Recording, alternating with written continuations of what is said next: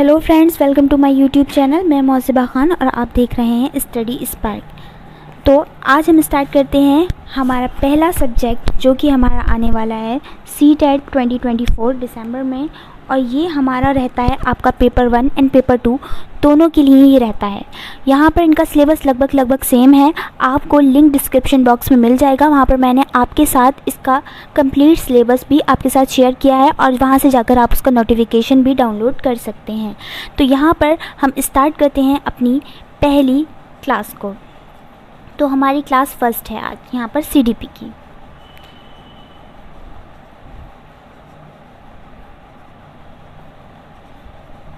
Child development से आपके direct पूरे के पूरे यहाँ पर आपके जो क्वेश्चन बनते हैं वो 15 मार्क्स का आपका क्वेश्चंस आने वाले हैं। 15 मार्क्स के आपके जो हैं वो क्वेश्चंस आने वाले हैं। यहाँ पर लिख देती हूँ 15 मार्क्स के आपके क्वेश्चंस आने वाले हैं और 15 मार्क्स के क्वेश्चंस आपके पेडागोजी से आएंगे। पेडागोजी भी हम यहाँ पर कवर ज़रूर करेंगे। सबसे पहले जो हमारा पहला रहता है, सबसे पहले हम ये जान लें कि हमारी जो शिक्षा है, शिक्षा होती क्या है। तो उसके लिए हम यहाँ पर वीडियो को स्टार्ट करते हैं। सबसे पहले अगर हमारा जो टॉपिक है वो है हमारा शिक्षा या शिक्षा, जिसको हम इंग्लिश में बोलते हैं एजुकेशन। ठीक है, ये रहा हमारा एजुकेशन। अब हमें ये पता होना चाहिए कि हिंदी में शिक्षा का अर्थ क्या है और इंग्लिश में शिक्षा का क्या अर्थ है। हिंदी में शिक्षा का अर्थ अलग होता है, इंग्लिश में शिक्षा का अर्थ अलग होता है। तो यहाँ पर सबसे पहले संस्कृत के शिक्ष धातु से बना है। कौन सी लैंग्वेज, यानी कि संस्कृत। आप लोग नोट करते हुए चलिएगा, संस्कृत के शिक्ष धातु से शिक्षा शब्द बना है। कभी कभी इस तरीके के क्वेश्चन आ जाते हैं और पता नहीं है, यूपी टेट में आने के तो बहुत ज़्यादा चांसेस रहते हैं। डायरेक्ट क्वेश्चन बनता है यूपी टेट में। यहाँ पर भी अब कुछ नहीं पता है, क्योंकि ये जिस तरीके से एग्ज़ाम बढ़ता चला जा रहा है, जिस तरीके से कंपटीशन बढ़ता चला जा रहा है, एग्ज़ाम टफ होता चला जा रहा है, लेवल अप होता चला जा रहा है। इसलिए आपकी तैयारी भी अच्छे लेवल की होगी। जिस तरह आपकी तैयारी नेक्स्ट लेवल की होगी, नेक्स्ट लेवल का एग्ज़ाम आएगा, उसी तरीके से आप इस एग्ज़ाम को क्वालिफाइड कर पाएंगे। ना सिर्फ क्वालिफाइड कर पाएँ बल्कि आपके जो मार्क्स हैं वो भी अच्छे होने चाहिए, क्योंकि अब नया रूल आ गया है कि 1/4 मार्क्स जो होंगे वो आपके ऐड होंगे। खैर, ये तो बाकी आगे की बातें हैं। अब हम स्टार्ट करते हैं। संस्कृत के शिक्षा धातु से शिक्षा शब्द बना है। ठीक है, और शिक्षा शब्द का अर्थ है, शिक्षा का अर्थ क्या है, यहाँ पर हम लिख देते हैं सीखना और सिखाना। शिक्षा का अर्थ है सीखना और सिखाना। तो शिक्षा का अर्थ है हमारा सीखना और सिखाना। ठीक है, अब शिक्षा को आंग्ल भाषा, अब ये बात होनी चाहिए कि आंग्ल भाषा किसे कहते हैं। तो आपकी इंग्लिश लैंग्वेज को ही आपकी आंग्ल भाषा कहते हैं। आंग्ल भाषा इस तरीके से लिखा हुआ कई बार क्वेश्चन बना है CTET में, यूपी टेट में भी बना है। इसीलिए आपको ये पता होना चाहिए कि आपकी इंग्लिश लैंग्वेज ही आपकी आंग्ल भाषा है। तो आंग्ल भाषा में क्या कहते हैं भाई, आंग्ल भाषा में क्या कहते हैं, एजुकेशन ही तो कहते हैं। तो आंग्ल भाषा में एजुकेशन कहते हैं। सही है, एजुकेशन कहते हैं। आंग्ल भाषा में एजुकेशन कहते हैं। और जो एजुकेशन है वो बना किससे है, लैटिन भाषा के एजुकेटम वर्ड से बना है। यानी कि एजुकेशन लैटिन भाषा के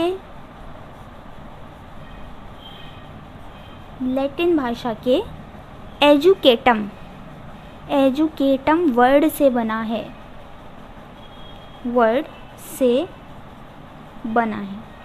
अब यहाँ पर आपको बात समझ में आनी होगी कि यहाँ पर सबसे पहले तो अगर हम हिंदी में बात करें तो यहाँ पर संस्कृत की शिक्ष धातु, एक धातु है जिसका नाम शिक्ष धातु है, उससे मिलकर बना है हमारा शिक्षा वर्ड। और शिक्षा वर्ड का अर्थ क्या होता है, आपका सीखना और सिखाना। ठीक है, अगर हिंदी में कोई पूछेगा तो सीखना और सिखाना होता है।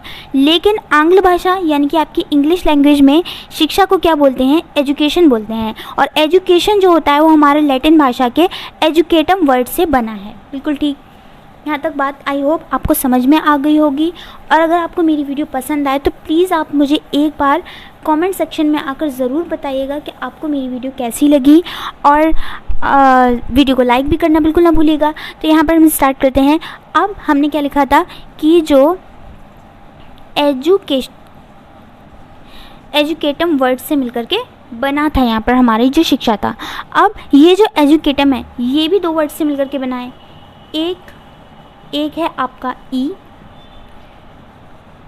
ई, जी हाँ ई, और दूसरा है आपका जिको, जिसको आप हिंदी में डुको लिख सकते हैं। अब ई का अर्थ क्या है? इसका अर्थ है अंदर से बाहर की ओर, अंदर से बाहर की ओर, ठीक है, अंदर से बाहर की ओर। और ड्यूको का अर्थ होता है आपका विकसित करना, विकसित करना, ठीक है। तो इस प्रकार से अगर हम ये कहें कि शिक्षा का अर्थ क्या होगा, यानी एजुकेशन का अर्थ क्या होगा, तो इस प्रकार से हम अगर कंप्लीट अर्थ लिखें तो शिक्षा का अर्थ हुआ, क्या हुआ? अंदर से बाहर की ओर विकसित करना, अंदर से बाहर की ओर विकसित करना। अब अंदर से बाहर की ओर किस चीज़ को विकसित करना, ये भी तो हमें पता होना चाहिए ना कि अंदर से बाहर की ओर किस चीज़ को विकसित करना। तो बालक की जो अंतर्निहित शक्तियाँ होती हैं, उसकी जो उसके अंदर की पावर्स होती हैं, उन शक्तियों को अंदर से बाहर की ओर शिक्षित करना, यानी कि उनको बाहर निकालना, बालक को मोटिवेट करना, बालक की शक्तियों को और ज़्यादा उजागर करना ताकि वो और अच्छे तरीके से अपने काम को कर पाए, उसके अंदर नई नई चीज़ों को सीखने की शिक्षा पैदा हो। इसी को तो शिक्षा कहते हैं, इसी को तो शिक्षा कहते हैं। अब यहाँ पर मैं आपको कुछ डेफिनेशंस बताने वाली हूँ। वो डेफिनेशंस हैं आपकी, सबसे पहली आपकी डेफिनेशन जो है वो है आपकी स्वामी विवेकानंद के अनुसार, स्वामी विवेकानंद के अनुसार। तो भाई स्वामी विवेकानंद के अनुसार क्या है? मनुष्य की अंतर्निहित पूर्णता को अभिव्यक्त करना ही शिक्षा है। मैं यहाँ पर लिख देती हूँ, आप स्क्रीनशॉट ले लीजिएगा। मनुष्य की अंतर्निहित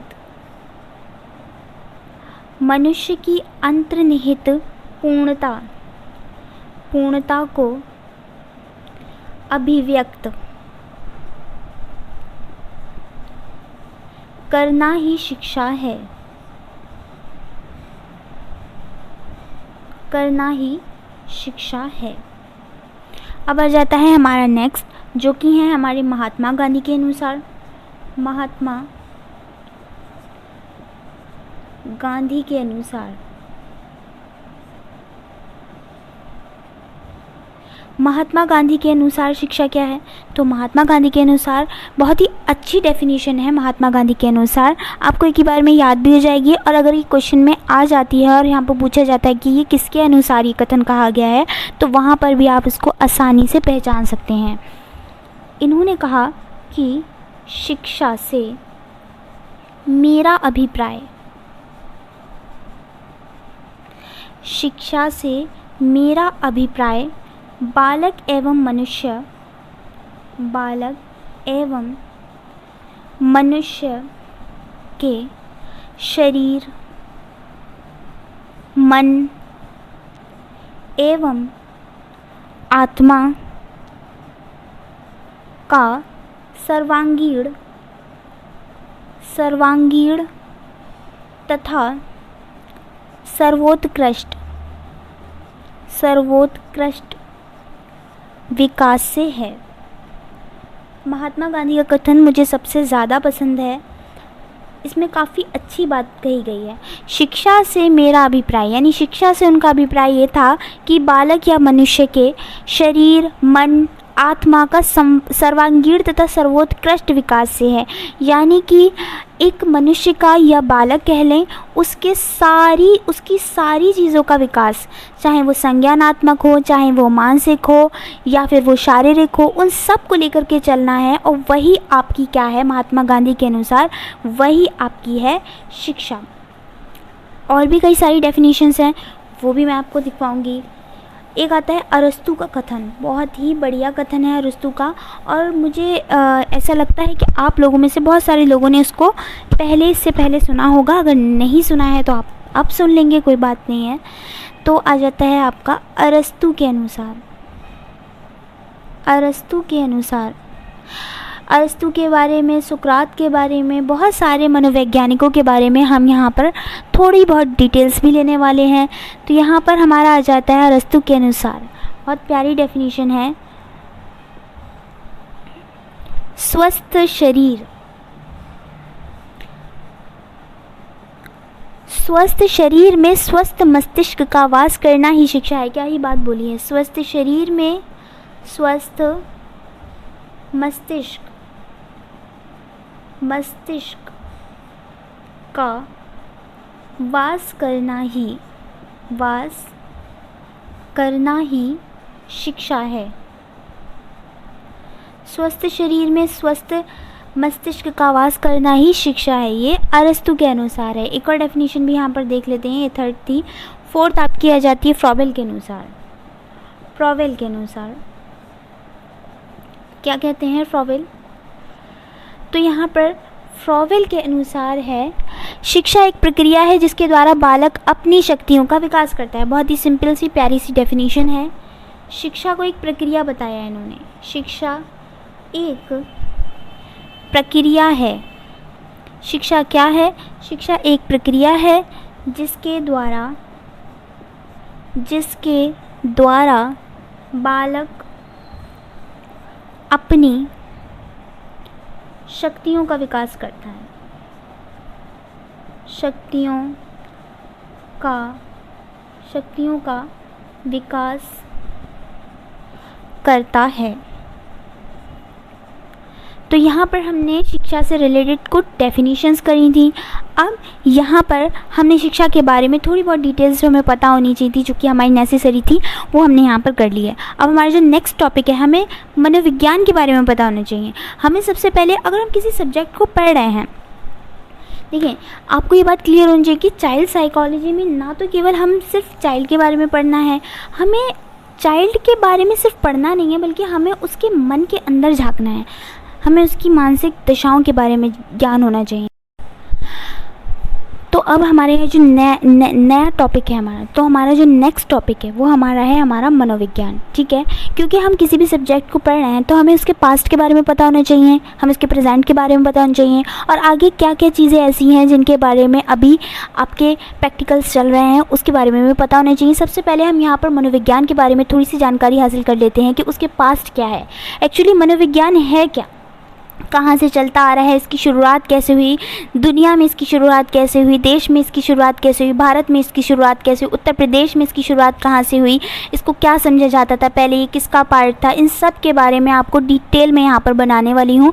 प्लीज़ अगर आपको मेरी वीडियो पसंद आए तो एक लाइक तो एक्चुअली मेरे लिए भी बनता है, और साथ में आप कॉमेंट सेक्शन में आके मुझे ज़रूर बताइएगा कि आपको मेरी वीडियो कैसी लगी। तो यहाँ पर हमारा जो टॉपिक है वो है आपका मनोविज्ञान। मनोविज्ञान, साइकोलॉजी।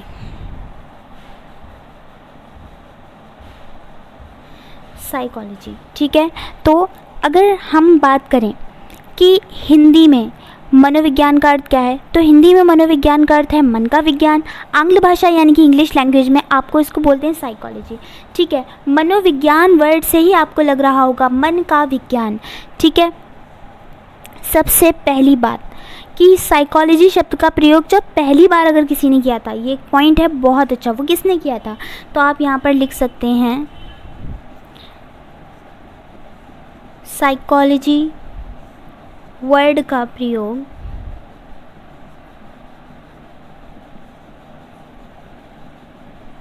साइकोलॉजी वर्ड का प्रयोग सबसे पहली बार किया था रुडोल्फ गोल्काय। रुडोल्फ गोल्काय, इनका नाम कई बार आपको सुनने में मिलेगा, और ये बात भी कई बार पूछी जा चुकी है कि साइकोलॉजी वर्ड का प्रयोग सबसे पहली बार किसने किया था। ये क्वेश्चन वैसे भी इतना इम्पॉर्टेंट है, एक्चुअली हमें पता तो होना चाहिए कि सबसे पहली बार किसने ये वर्ड दिया, तो ये दिया था इन्होंने रुडोल्फ गोल्काय ने, और ये दिया था आपका 1590 ईस्वी में। 1590 ईस्वी में इन्होंने ये वर्ड दिया था।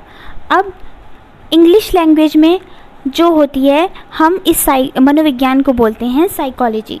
ठीक है, अब यहाँ पर हमें इसको थोड़ा सा समझना है। ठीक है, सबसे पहले तो आपका आ जाता है, पास्ट में जाते हैं हम, यहाँ पर इसको रिमूव कर देते हैं, इसको नोट कर लेना आप, नहीं तो आप वीडियो को दोबारा देख कर भी स्क्रीनशॉट ले सकते हैं। ये हमारा टॉपिक है मनोविज्ञान। तो सबसे पहले जो मनोविज्ञान था ना, उसको फ्रेंड्स हम मानते थे आत्मा का विज्ञान माना जाता था। आत्मा का विज्ञान मतलब जो मनोविज्ञान था उसे आत्मा का विज्ञान माना जाता था। कौन सी शताब्दी में? 16वीं शताब्दी में। 16वीं शताब्दी में आपकी इसको माना जाता था आपका आत्मा का विज्ञान। और इसको मानने वाले कौन थे, मतलब इस चीज़ को मानने वाले समर्थक कौन कौन से थे? एक थे आपके प्लेटो, अरस्तु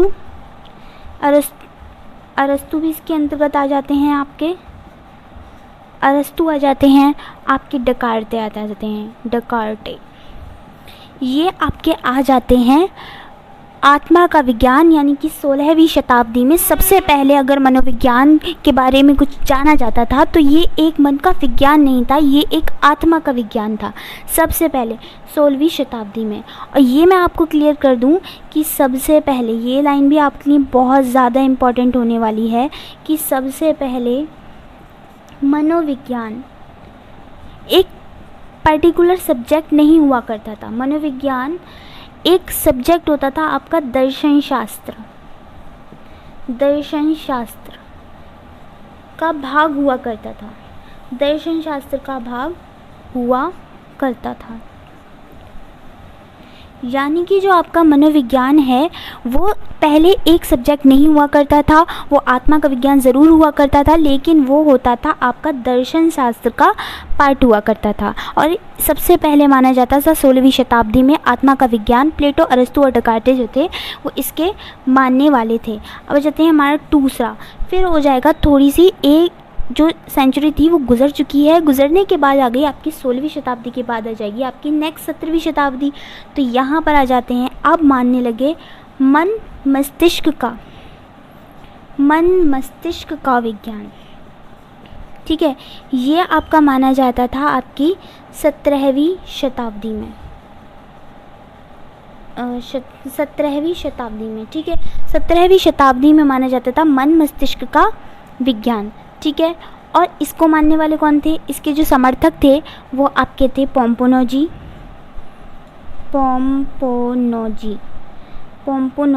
ठीक है, पोम्पोनोजी थे आपके, और दूसरा थे आपके जॉन लॉक और बर्कले। ठीक है, ये इसके समर्थक हुआ करते थे। अब इसके बाद क्या हुआ, ये तो 17वीं सेंचुरी की बात हो गई, 16वीं सेंचुरी की बात हो गई। लेकिन अभी क्या चल रहा है, अभी तो हमारा काफ़ी आगे बढ़ चुके हैं।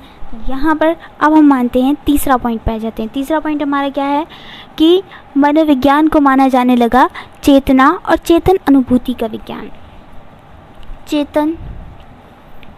चेतना या चेतन अनुभूति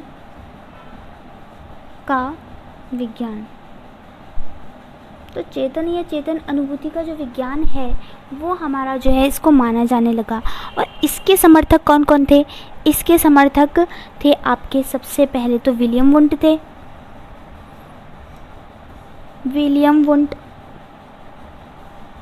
ठीक है, आपके थे विलियम वुंट हो गए,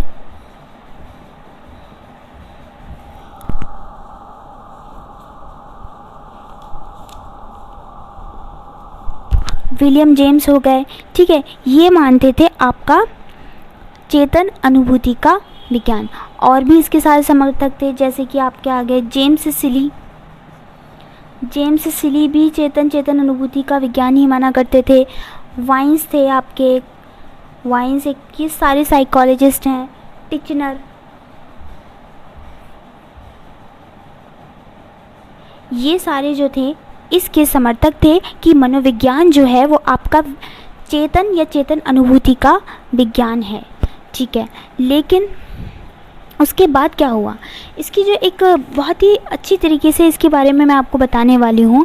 एक लाइक तो आप मेरे लिए बनता है, प्लीज़ वीडियो को देखते देखते प्लीज़ लाइक कर दीजिए। हाँ, तो यहाँ पर हम बात कर रहे थे कि सबसे पहले क्या हुआ था। भाई सबसे पहले इसको याद करने के भी बहुत से तरीके हैं। सबसे पहले मनोविज्ञान था आत्मा का विज्ञान, आत्मा का विज्ञान, आत्मा का विज्ञान। फिर हुआ वो आपका मन मस्तिष्क का विज्ञान, मन मस्तिष्क का विज्ञान हुआ। उसके बाद हुआ वो आपका चेतना का विज्ञान। लेकिन अभी क्या चल रहा है, ये जो चेतन अनुभूति का विज्ञान है, ये सब होने के बाद क्या चल रहा है, ये था आपका 17वीं शताब्दी में माना जाने वाला। 16वीं शताब्दी का मैंने आपको बता दिया। लेकिन 20वीं शताब्दी आई, अब इन सबको जो है वो हटा दो। अब आई आपकी 20वीं शताब्दी, ठीक है। तो यहाँ पर 20वीं शताब्दी में क्या माना जाने लगा, व्यवहार का विज्ञान। अब तक जो था मनोविज्ञान जो था वो डेवलप हो चुका था और वो एक पर्टिकुलर सब्जेक्ट भी बन चुका था, मतलब वो अब दर्शन शास्त्र का हिस्सा नहीं था, व्यवहार का विज्ञान। लोग उसको उसके बारे में समझने लगे थे, ठीक है। ये थी आपकी 20वीं सेंचुरी, 20वीं शताब्दी। तो अगर 20वीं शताब्दी की बात की जाए यहाँ पर, तो इसके समर्थक कौन कौन थे। बहुत सारे समर्थक तो आपको भी पता होंगे कौन कौन थे। एक थे इसके आपके जे.बी. वॉटसन, बहुत योगदान है ना, बहुत ज़ोर दिया। आपके पावलोव के बारे में भी आप जानते होंगे, बहुत ही फेमस साइकोलॉजिस्ट हैं। पिल्सबरी हो गए आपके। थॉर्नडाइक, शिक्षा मनोविज्ञान के जनक हैं थॉर्नडाइक, बहुत ही फेमस साइकोलॉजिस्ट भी हैं। स्किनर भी यहाँ पर आ जाते हैं आपके हल। और एक हैं आपके McDougall, William McDougall,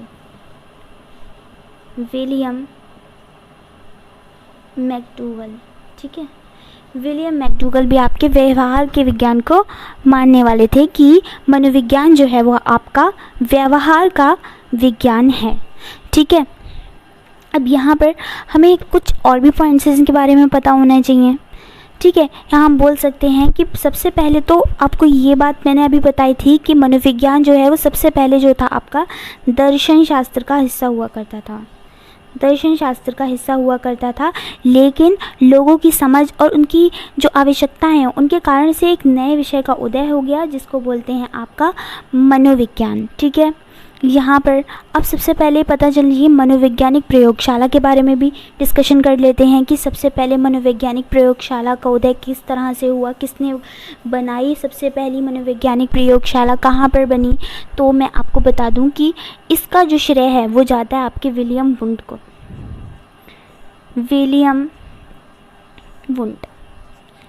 William wound ने, जो कि चेतन अनुभूति का विज्ञान कहते थे, लेकिन इनका बहुत ज़्यादा योगदान है मनोविज्ञान के क्षेत्र में। और इन्होंने जर्मनी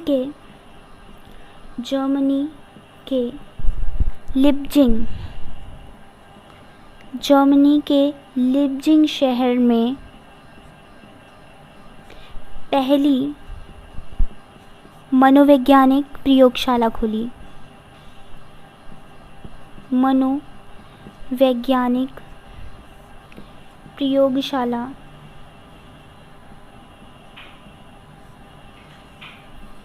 प्रयोगशाला खोली। किसने खोली? जर्मनी के लिप्जिंग शहर में खोली। किसने खोली? विलियम वुंड ने खोली। और कब खोली? तो 1879 ईस्वी में खोली थी आपकी। 1879 में विलियम वुंड ने जर्मनी के लिप्जिंग शहर में पहली मनोवैज्ञानिक प्रयोगशाला खोली। और इस प्रयोगशाला को आज के टाइम में, यानी वर्तमान टाइम में, आपको प्रेजेंट टाइम में आपकी कार्ल मार्क्स विश्वविद्यालय भी कहा जाता है। वर्तमान में इसे लिख लीजिएगा, आप नोट करते चलिएगा, कार्ल मार्क्स विश्वविद्यालय भी कहा जाता है। विश्वविद्यालय भी कहा जाता है। इसमें क्या होता था, इसमें चेतन अनुभूतियों का जा निरीक्षण किया जाता था, किसी बालक का, किसी व्यक्ति का, ठीक है। इसीलिए ही, क्योंकि विलियम वुंट ने पहली प्रयोगशाला खोली थी, इसीलिए विलियम वुंट को प्रयोगात्मक मनोविज्ञान का जनक कहा जाता है। बहुत इंपॉर्टेंट क्वेश्चन है, 19वीं सेंचुरी में ये हुआ था, इसीलिए यहाँ पर आप इस पॉइंट को स्टार बना करके मैं यहाँ पर लिख लेती हूँ। विलियम वुंट कौन है भाई? तो विलियम वुंट के बारे में काफ़ी कुछ आपको पता चल गया। ये हैं प्रयोगात्मक मनोविज्ञान के जनक, मनोविज्ञान के जनक हैं ये, और इन्होंने 19वीं शताब्दी में पहली प्रयोगात्मक प्रयोगशाला, मनोविज्ञान की प्रयोगशाला सबसे पहली खोली थी 1879 में, यानी 19वीं सेंचुरी में खोली थी, जर्मनी के लिप्जिग शहर में, ठीक है। अब ये बात तो हो गई कि हमारी जो है जर्मनी में सबसे पहली प्रयोगात्मक जो है मनोवैज्ञानिक प्रयोगशाला खोली गई थी, लेकिन भारत में पहली मनोवैज्ञानिक प्रयोगशाला कब खोली गई थी, इसके बारे में पता होना चाहिए, क्योंकि इस पर बेस्ड क्वेश्चंस भी बन सकते हैं। तो भारत में कब खोली गई थी आपकी? भारत में सबसे पहली मनोवैज्ञानिक प्रयोगशाला खोली गई थी आपकी कोलकाता में, कोलकाता में 1916 ईस्वी में पहली मनोवैज्ञानिक प्रयोगशाला खोली गई थी। और किसने खोली थी? तो ये खोली थी आपकी नरेंद्र नाथ सेनगुप्ता, नरेंद्र नाथ सेनगुप्ता ने खोली थी, जिनको आप बोल सकते हैं NN सेनगुप्ता। इन्होंने खोली थी, कोलकाता में खोली थी, सबसे पहली प्रयोगशाला खोली थी 1916 में खोली थी। ये बात आपको याद होनी चाहिए। अब ये तो हो गया भारत का। उत्तर प्रदेश में आपकी पहली मनोवैज्ञानिक प्रयोगशाला कब खुली? तो उत्तर प्रदेश में आपकी खुली थी इलाहाबाद, जिसको अब प्रयागराज भी बोलते हैं। इलाहाबाद में खुली थी, 1954 ईस्वी में खुली थी पहली मनोवैज्ञानिक प्रयोगशाला, ठीक है। अब यहाँ पर बात ये चल रही थी कि मनोविज्ञान आत्मा का विज्ञान है, मनोविज्ञान आपका मन मस्तिष्क का विज्ञान है, चेतन अनुभूति का विज्ञान है, या फिर मनोविज्ञान आपका व्यवहार का विज्ञान है। तो मैं आपको ये बात क्लियर कर दूँ कि वर्तमान में मनोविज्ञान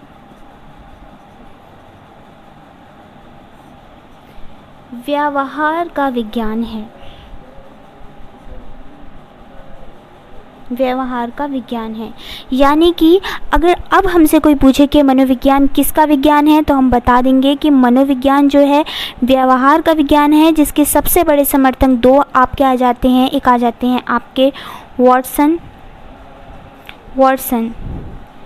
जेबी वॉटसन। दूसरे आ जाते हैं आपके विलियम मैकडूगल। और जो आपका वो रहता है कि आपका चेतन अनुभूति के बारे में, तो सिगमंड फ्राइड के बारे में भी अगर बात की जाए, तो सिगमंड फ्राइड भी जो थे वो आपके उसको मानने वाले थे, चेतन अनुभूति के विज्ञान को मानने वाले थे, ठीक है। अब यहाँ पर बात हो गई थी आपकी कि यहाँ पर हमने मनोविज्ञान जो है वो आपका व्यवहार का विज्ञान है। वर्तमान में कौन कौन किस विज्ञान को मानता था? आत्मा के विज्ञान को कौन मानता था? मन मस्तिष्क के विज्ञान को कौन मानता था? और साथ में चेतन अनुभूति के विज्ञान को कौन मानता था? अब यहाँ पर कुछ डेफिनेशंस हैं, यहाँ पर अच्छे मनोवैज्ञानिकों के द्वारा कुछ कथन कहे गए हैं, वो आपका नोट करना बहुत ज़्यादा इंपॉर्टेंट है। ये चल रहा है आपका सारा मनोविज्ञान का पास्ट। अब आ जाते हैं आपके वुडवर्थ। बहुत ही बढ़िया कथन है, बहुत ही ज़्यादा इम्पॉर्टेंट कथन है ये जो यहाँ पर मैं लिखने वाली हूँ। आप इसका स्क्रीनशॉट भी लिख लीजिएगा, इसको ज़रूर से आपको याद कर लेना है। और इतना अच्छी बात यहाँ पर बोली गई है, इतनी आसान तरीके से आपको समझ में आ जाएगी, ठीक है। इन्होंने क्या कहा? सर्वप्रथम मनोविज्ञान ने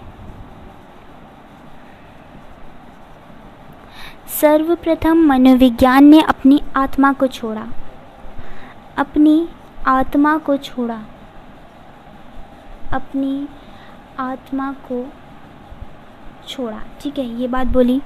फिर मन मस्तिष्क का त्याग किया, फिर मन मस्तिष्क का क्या किया, त्याग किया। फिर चेतना को खो दिया, फिर चेतना को खो दिया। फिर इन्होंने क्या किया, चेतना को खो दिया और उसके बाद व्यवहार को अपने ढंग में अपनाए हुए है, और व्यवहार को अपने ढंग में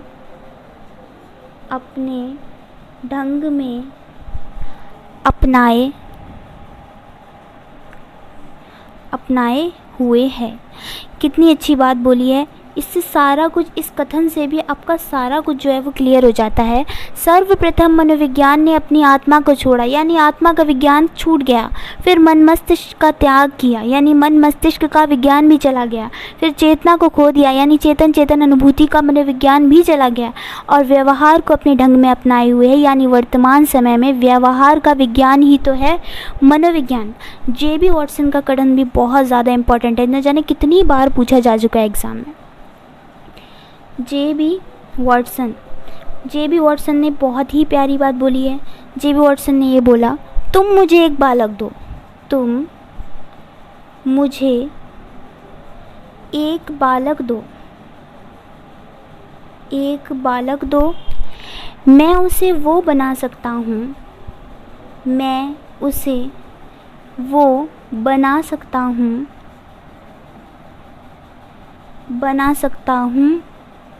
जो बनाना चाहता हूँ। कितनी बढ़िया बात बोली है। मतलब एक बालक दो, मैं उसे वो बना सकता हूँ, मैं उसे इंजीनियर बना सकता हूँ, मैं उसे चोर बना सकता हूँ, मैं उसे डॉक्टर बना सकता हूँ, या फिर मैं उसे एक डाकू बना सकता हूँ। एक बालक दो, मैं उसे वो बना सकता हूँ जो मैं उसे बनाना चाहता हूँ। ठीक है,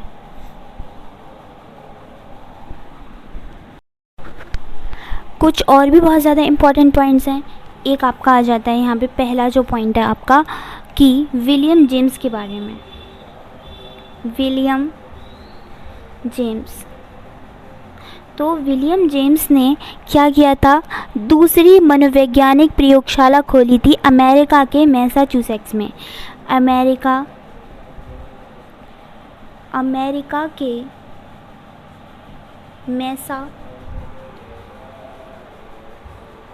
मैसाचुसेट्स में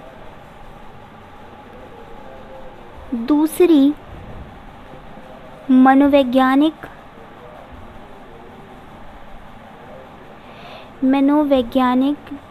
प्रयोगशाला खोली।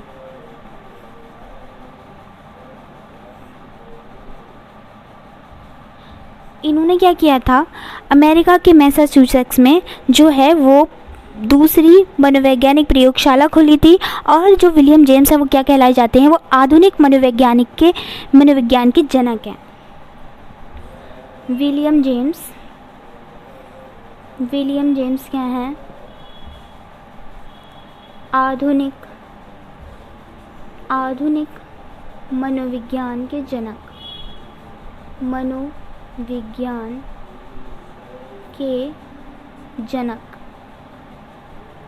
बिल्कुल ठीक है, आधुनिक मनोविज्ञान के जनक हैं। शिक्षा मनोविज्ञान के जनक थॉर्नडाइक हैं, इनके बारे में बाद में बात की जाएगी।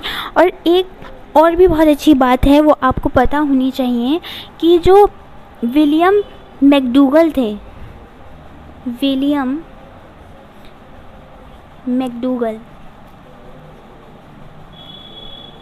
इन्होंने क्या किया, इन्होंने एक बुक लिखी, आउटलाइन साइकोलॉजी। इसमें इन्होंने क्या किया, चेतना वर्ड की बहुत ज़्यादा कड़ी आलोचना की।